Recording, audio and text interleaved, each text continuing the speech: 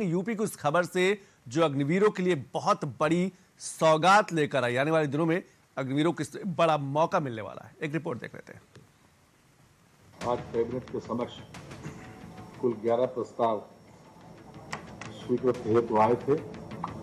एक प्रस्ताव ओडीओपी वाला, उसको डिफर किया गया है फर्दर कंसिडरेशन के लिए।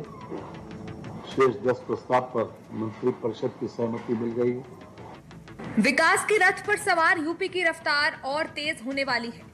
1 ट्रिलियन इकोनॉमी का टारगेट लेकर चल रहे सीएम योगी खुद हर विभाग पर ध्यान दे रहे हैं और इसलिए हर कैबिनेट बैठक से यूपी के लिए बड़े ऐलान हो रहे हैं। मंगलवार को एक बार फिर यूपी कैबिनेट की बैठक हुई और इस बैठक में यूपी के लिए कई बड़े ऐलान किए गए। यूपी कैबिनेट की बैठक में 10 प्रस्तावों को मंजूरी मिली। पूर्व अग्निवीरों को यूपी पुलिस और पीएसी की भर्ती में 20% आरक्षण मिलेगा। हर जिले में 75 से 100 अन्नपूर्णा भवनों का निर्माण होगा। 5 कंपनियों को सब्सिडी देने के प्रस्ताव पर लगी मुहर।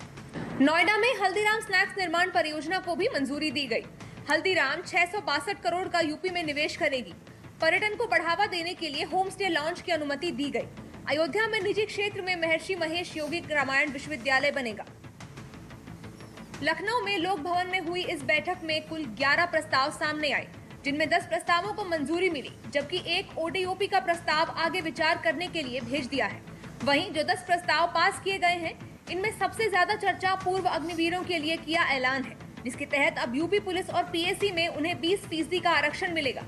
हालांकि ये पहली बार नहीं है जब योगी सरकार ने अग्निवीरों के लिए कदम उठाया है। इसका ऐलान पहले ही सीएम योगी ने कर दिया था। 26 जुलाई 2024 को कारगिल विजय की 25वीं वर्षगांठ पर सीएम योगी ने बड़ा ऐलान किया था कि अग्निवीरों को पुलिस और पीएसी भर्ती में आरक्षण दिया जाएगा। इसके साथ ही अग्निवीरों को आयु सीमा में भी छूट दी जाएगी। केंद्र सरकार ने 2022 में अग्निपथ योजना शुरू की थी। इसके तहत सेना में 4 साल की सेवा के बाद 25% अग्निवीरों को स्थायी किया जाता है, जबकि शेष को रिटायर होना पड़ता है। रिटायर्ड अग्निवीरों के लिए रोजगार के अवसर बढ़ाने के उद्देश्य से योगी सरकार ने ये कदम उठाया है। माना जा रहा है कि अगले साल में सबसे पहले भर्ती किए गए अग्निवीर रिटायर होने लगेंगे और इस आरक्षण से उन्हें यूपी पुलिस और पीएसी में प्राथमिकता मिलेगी। लिहाजा अग्निवीरों के भविष्य को सुरक्षित करने और उन्हें रोजगार के अवसर देने की दिशा में एक बड़ा कदम माना जा रहा है। संख्या 6 एक्स अग्निवीर को समायोजित करने के लिए उत्तर प्रदेश पुलिस आरक्षी, पीएसी आरक्षी, घुड़सवार और फायरमैन की सीधी भर्ती में 20% पदों पर आरक्षण देने के संबंध में आपको अच्छी तरह से मालूम है कि एक बहुत महत्वाकांक्षी योजना भारत सरकार अग्निपथ लाई थी, जिसके तहत अग्निवीर को रोजगार देने के उससे कई प्रदेशों ने और केंद्रीय फोर्सेज ने भी इसमें जो लोग एक्स अग्निवीर हुए उन लोगों को अपने अपने क्षेत्र में 10% आरक्षण दिया। कहीं 10% सीआईएसएफ में दिया गया, बीएसएफ में, हरियाणा में 10% दिया गया, उड़ीसा में दिया गया। उत्तर प्रदेश ने कि आज मंत्रिपरिषद ने 20% हॉरिजॉन्टल आरक्षण देने का आज फैसला किया है। योगी सरकार ने हॉरिजॉन्टल आरक्षण देने का ऐलान किया है। इसको लेकर भी कई लोग कंफ्यूज हो सकते हैं, क्योंकि आरक्षण से तो लोग परिचित हैं, पर हॉरिजॉन्टल आरक्षण क्या है ये ज्यादातर लोगों को शायद पता ना हो, इसलिए इसे भी समझाया गया। हॉरिजॉन्टल आरक्षण का मतलब ये है कि जो हमारा अभी तक जो आरक्षण है उसमें उसी में अगर सामान्य श्रेणी का है तो सामान्य श्रेणी वाले, एससी का है तो एससी वाले। हॉरिजॉन्टल का मतलब ही यही है। अगर हॉरिजॉन्टल शब्द इस्तेमाल करते हैं तो इसका मतलब उसी श्रेणी का व्यक्ति उसमें अवसर होगा। 20% लोग जो एक्स अग्निवीर हैं उन लोगों को इस प्रकार का सेवा का अवसर दिया जाएगा हमारे उसमें।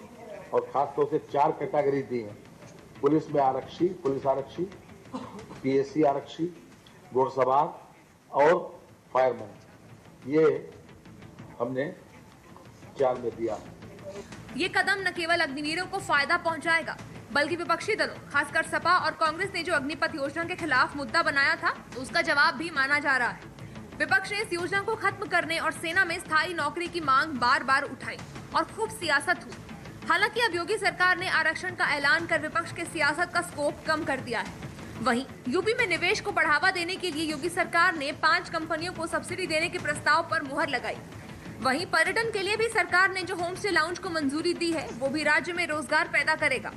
इसमें 1 से 6 कमरों तक के होम स्टे लॉन्ज बनाए जा सकेंगे। इन होम स्टे लॉन्ज की अनुमति डीएम और एसपी या एसएसपी द्वारा दी जाएगी। पर्यटन विभाग उत्तर प्रदेश के इस प्रस्ताव को मंजूरी मिल गई है। इससे राज्य में छोटे स्तर पर पर्यटक आवास सुविधाओं का विस्तार होगा। हमारे धार्मिक स्थलों पर या ऐसे स्थानों पर जहां पर जो पर्यटन केंद्र के रूप में जाने जाते हैं उसमें लोगों को आसानी से रहने की सुविधा मिल सके, क्योंकि जितने होटल्स हैं कभी कभी ऐसा होता है कि होटल पूरी तरीके से बुक हो गए, नहीं मिल पाए, तो ये होम स्टे की प्रोविजन इन्होंने किया है। ये 1 कमरे से लेकर 6 कमरे तक की व्यवस्था की है, क्योंकि 6 कमरे के बाद फिर वो होटल के अंतर्गत आ जाता है, फिर उसके नाम दूसरे हैं, इसलिए 1 से लेकर 6 तक और 12 बेड्स की व्यवस्था ये है जो की गई है, जिसमें एक साथ 7 दिन तक रहने की व्यवस्था की गई है। और ये एक कमेटी है, डिस्ट्रिक्ट मजिस्ट्रेट और पुलिस अधीक्षक या उसके प्रतिनिधि के माध्यम से जिलाधिकारी इसके अध्यक्ष होंगे। योगी सरकार का मकसद ऐसी कोशिशों से हर व्यक्ति तक रोजगार पहुंचाना है और यूपी को 1 ट्रिलियन की इकोनॉमी बनाना है, जिसमें ऐसी कैबिनेट में लिए जा रहे फैसले मील का पत्थर साबित होंगे।